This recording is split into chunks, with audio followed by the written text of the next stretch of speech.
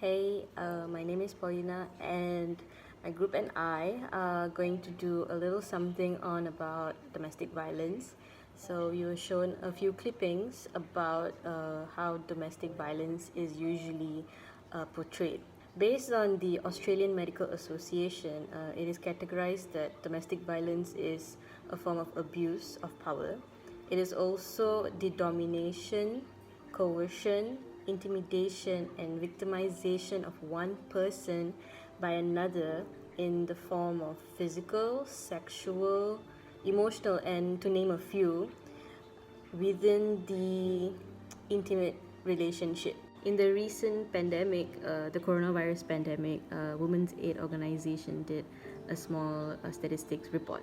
And based on that, it was clearly stated that in the beginning of the movement control order, which was around February till March, they had an 44% increase in WhatsApp inquiries and phone calls to their hotline centers. This clearly shows that domestic violence is at an all-time high, and it's sad to say that not all of us are really aware of this matter.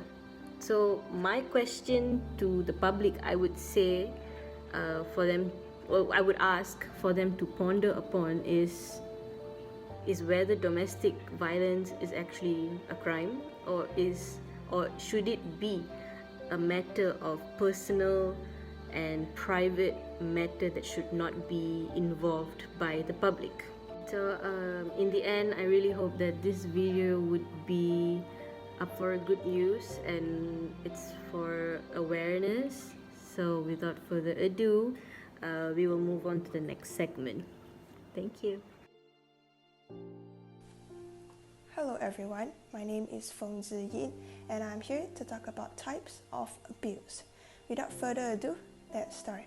So, the first type of abuse is physical abuse. It means any violence that is inflicted on the victim. For example, hitting, beating, slapping, shoving, punching, burning, and etc. Furthermore, when the abuser attempts to coerce the victim into having any sexual contact or sexual behavior is considered as sexual abuse. It consists of marital rape, attacking sexual body parts, forceful sex, sexually demeaning the victim, and telling sexual jokes on the victim's expense. On the other hand, cyberstalking refers to online action or repeated emailing that inflicts substantial emotional distress in the recipient. Furthermore, emotional abuse is when the abuser tries to make the victim financially reliant.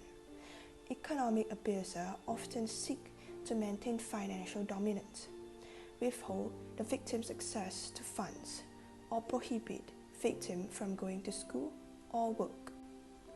On the other hand, male privilege is all about power and control. The abusers behave violently to take control of the victim's behavior.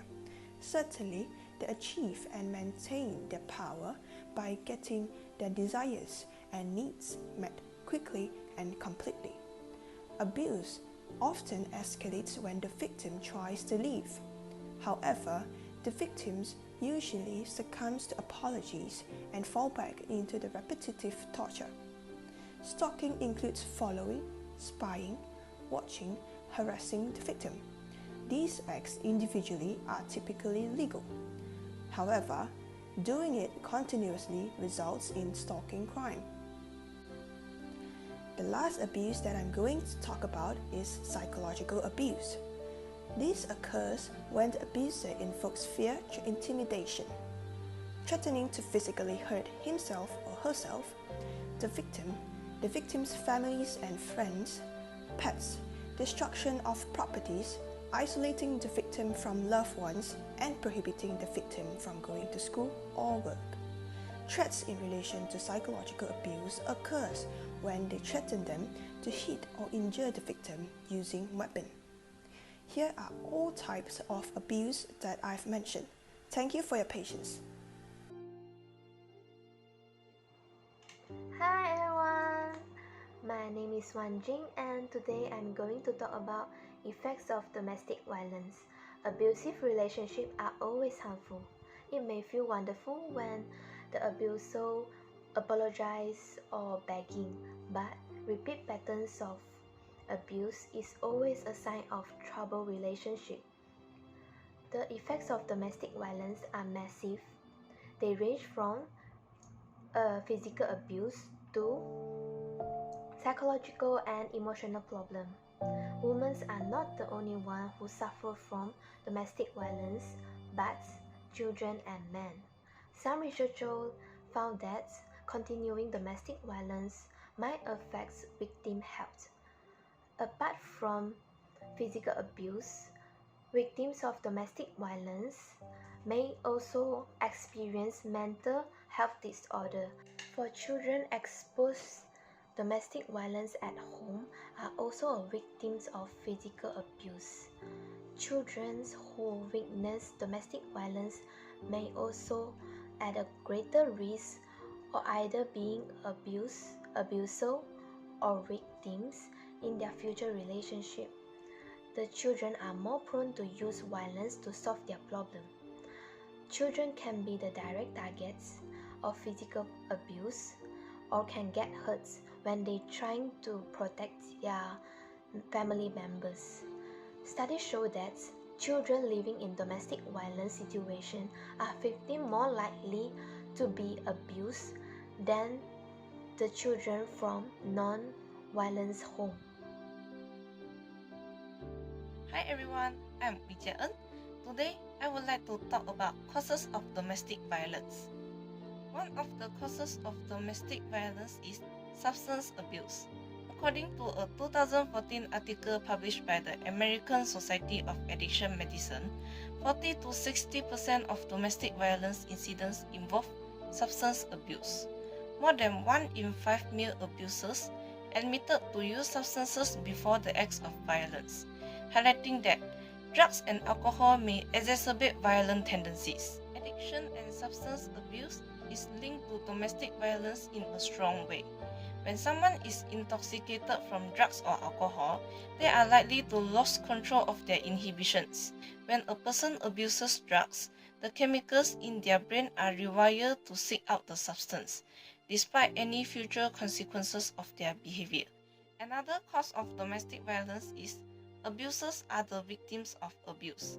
This is why the common aspect among abusers is that they witness abuse in their childhood.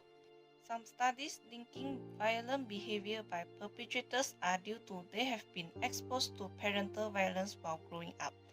If parents handle stress and disappointment with anger and aggression, children who have grown up in such an environment are at higher risk to exhibit the same behavior as witness. Before I end my part, I would like to highlight that the substance abuse and abusers as the victims of abuse are two of the higher risks that causing domestic violence. Thank you. Hello everyone, my name is Mehra Pandin and I hope you're having a good day. Today I will be discussing on the causes of domestic abuse. So to start off with, I would like to talk about patriarchy. So patriarchal violence, on the other hand, is a kind of violence where a male's dominancy is being maintained or created in a situation. For example, in a household, when there's a fight or an argument going on between a man and a woman, if at all at any point the man should feel that his power, voice, or his rightfulness is being threatened or avenged, he would violently act upon the woman. But sadly, the whole idea of patriarchy or patriarchal violence is quite invisible in the eye of the society, because women, as compared to before, now women have finally come forward and spoken up about their struggles and the abuse that they have went through to the public. So there have been many research studies that has been conducted in the recent times, especially during this pandemic, the COVID-19 outbreak. It has been clearly proven that patriarchy has been one of the main root causes of domestic abuse. So, in conjunction with that, my next point is toxic masculinity, the next cause of domestic abuse.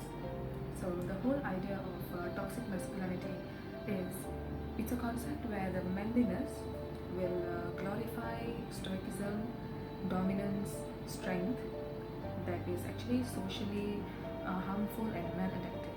So I think patriarchy has steered toxic masculinity to a point that it is very much influenced the public mind, that it is considered normal when women are abused by men in a household.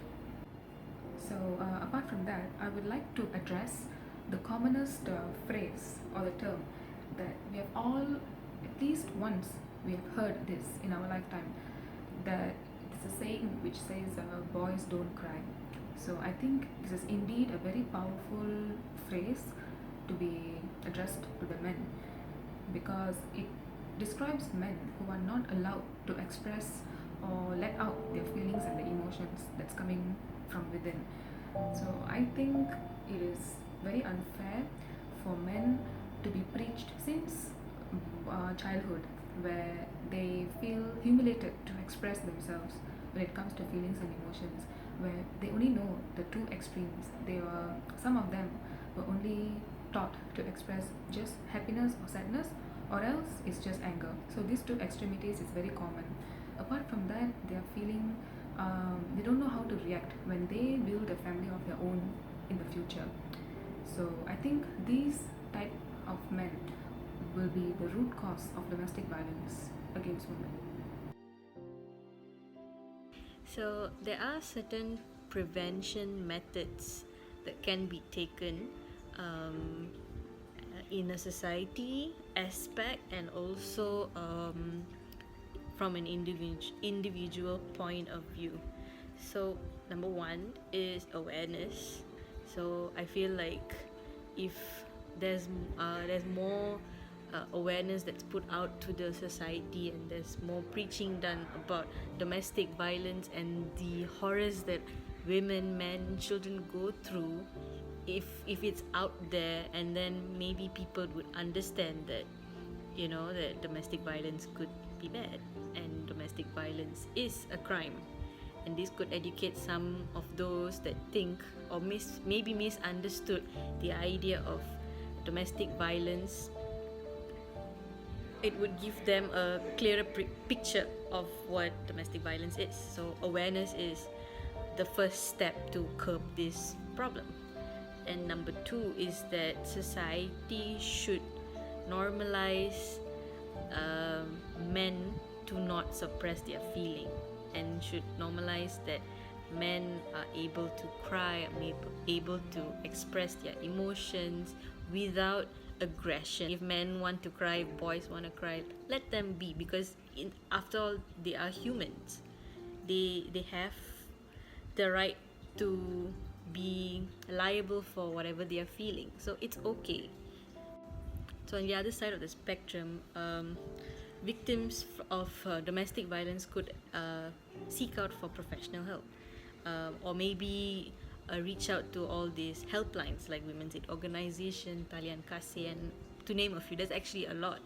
But for me to stand in front of the camera and, you know, talk on their behalf is easy. I hope everyone would understand the severity of domestic violence and what damage it could do to a person, regardless if they are a victim or the abuser.